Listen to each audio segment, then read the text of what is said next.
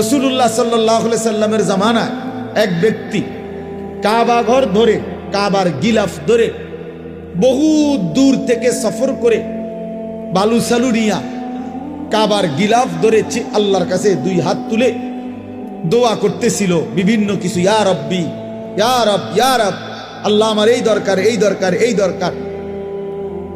তিরমিজি শরীফের হাদিসের মধ্যে আছে, আল্লাহর নবী সাল্লাল্লাহু আলাইহি সাল্লাম সাহাবীদেরকে বললেন, দেখো তো, মাতামুহু হারাম, মাশরাবুহু হারাম, গুজিয়া বিল হারাম, ফাআন্না ইউস্তাজাবু লাহ।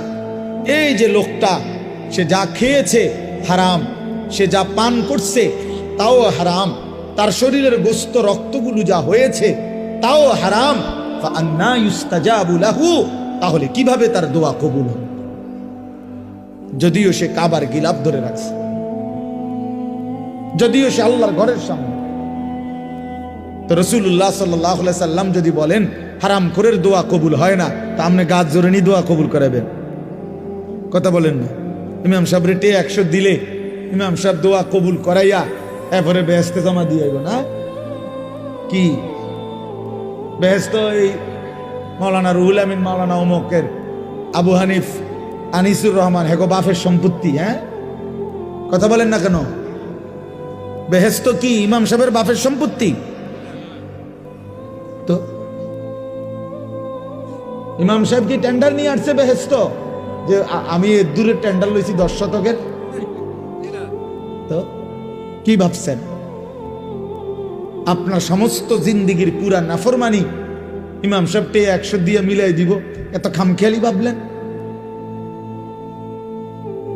সারা জিন্দিগির সমস্ত হারাম উপার্জন 200 টাকা দিয়া ইমাম সাহেব সাফ করায় নিব, এটা কি আসলে? এতটা মামুলি কিভাবে ভাবলেন? এতটা খামখেয়ালি কিভাবে মনে করলেন? এত এব আল্লাহর নবী সাল্লাল্লাহু আলাইহি ওয়াসাল্লাম বলছেন, লা ইয়াদখুলুল জান্নাতা জাসাদুন গুজিয়া বিল হারাম। ওই দেহ জান্নাতে প্রবেশ করবে না যে দেহের গোশত মাংস রক্ত হয়েছে হারামের দ্বারা। আল্লাহর কসম, এটা হাদিস, নবী সাল্লাল্লাহু আলাইহি সাল্লাম বলছেন। আমি নিজে হাদিসের ব্যাখ্যার মধ্যে পড়ছি। আহা, বদনসিব ওই ব্যক্তি, যে ব্যক্তি তার গোটা ফ্যামিলিকে, বউ বাচ্চাগুলোকে হারাম টাকা খাওয়াইছে, তার এই হারাম রোজগার দিয়েই সবাই খাওয়াইছে, পড়াইছে।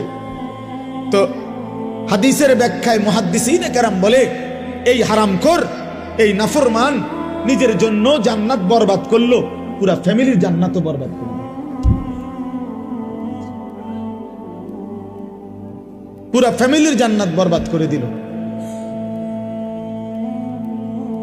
সবার জান্নাত বরবাদ করে দিল।